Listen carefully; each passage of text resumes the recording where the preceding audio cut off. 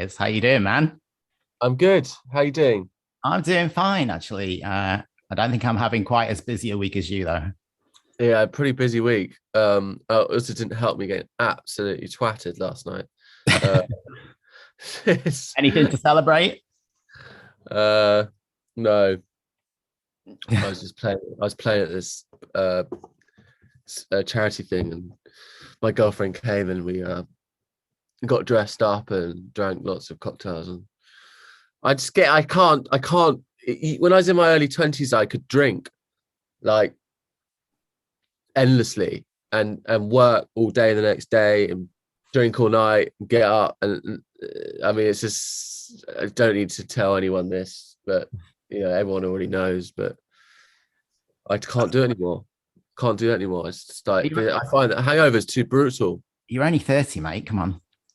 But I you've know. had a busy 10 years, so maybe it's taken its toll a little bit. I'm a 60-year-old in a 30-year-old's body, I think. I feel like it. Feel like it's day anyway. And when you look back, like you obviously came out of the gate with a massive song, Yeah. which like you're almost the classic example of how that happened. And I look this week and Another Love has 308 million views on YouTube right now. Yeah. Yeah. That's nearly the entire population of the United States. That's right. That's a Yeah. lot of people when you think about it. Yeah. How do you Yeah. feel about that song in 2021? Well, it's just remarkable. It's still going. It's Mhm. like it's the gift that keeps on giving. Yeah, I mean, obviously I feel good about it. It pays the bills, mate. It allows me to keep doing this job. It allows me to make art that I want to make. Um I'm totally grateful for it. And I've got to a point in my career where I'm not really massively interested in having like commercial. I've I've never really been interested in being like the biggest artist in the world. Like I'm interested in the art, and I'm interested in what gets me excited is when I hear a song and someone's doing something new or good, really good. One thing I can say from experience is that I'm beginning to notice is that time rewards quality, like in a big way.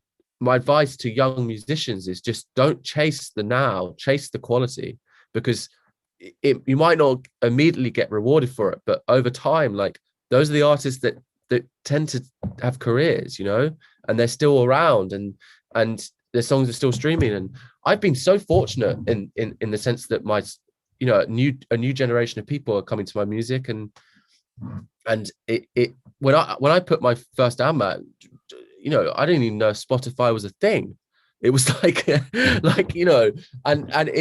and it seems to work on those platforms. So I'm very grateful for that, and I'm very grateful that people connect with my older songs as well, because it's just good, isn't it? Yeah. So I want to ask you about albums specifically.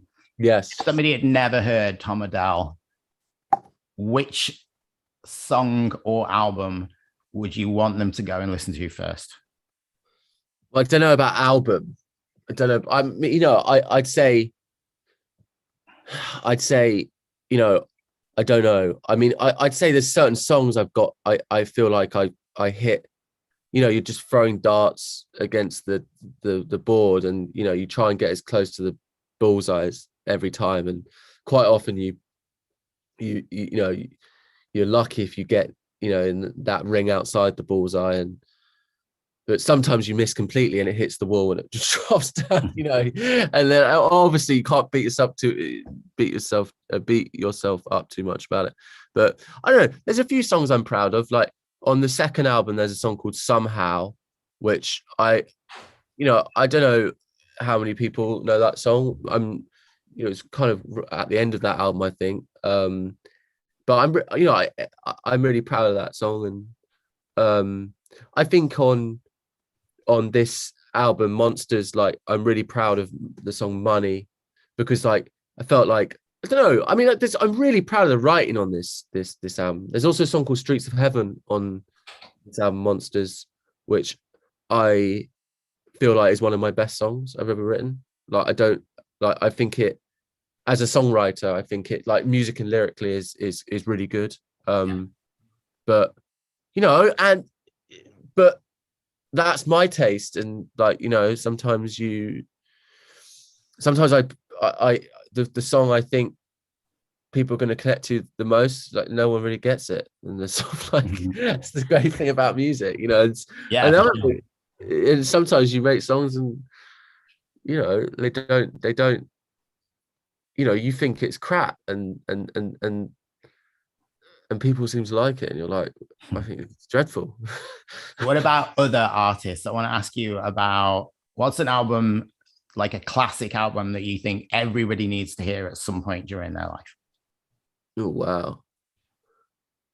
Well, I've been, you know, Joni Mitchell's Blue, you know, it's just had the 50th anniversary, and I listened to it quite a lot because I read this interview of her, or I don't know if it was an interview, it was a piece about Blue in the paper, and I listened to it from start to finish. Honestly, like, moved to tears. It's like that period, you know, in the 70s when she's making records, in the early 80s, like, it's just like she's just in touch with something beyond, you know. Like, oh no, it's an absolute classic. I think that would be on a lot of people's lists. So what about contemporary albums? What's an album, a recent album that you got excited about that maybe people would have missed? Oh Lord, oh, that's a difficult one. To be honest, I've not listened to that many people's albums anymore. I tend to listen You're a playlist guy. Yeah, I've sort of become a playlist guy. I'm just trying to think off the top of my head. Maybe I should go on my Spotify and see who comes up. I mean, I'm not sure about albums, but I really like this kid called Kamal, who's Kamal, right, who I think is really good. I don't think he's put an album out yet, but I thought that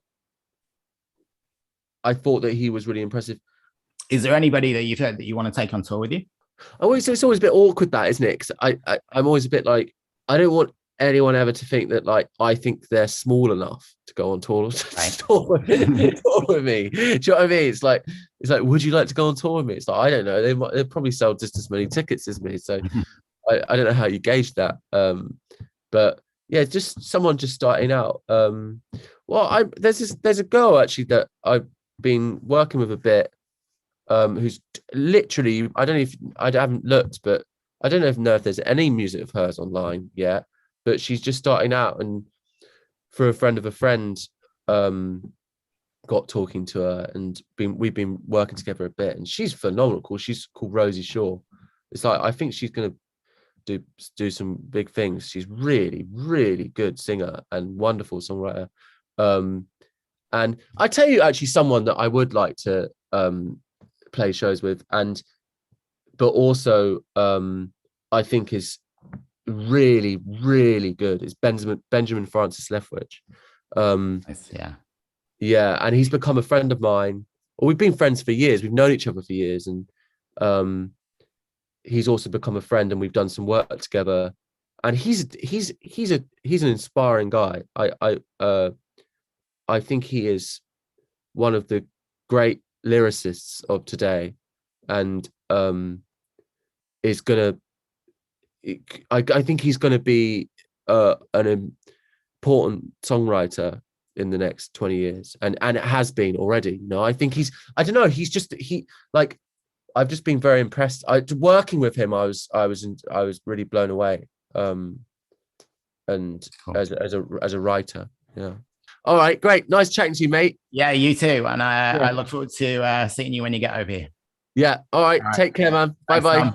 Bye.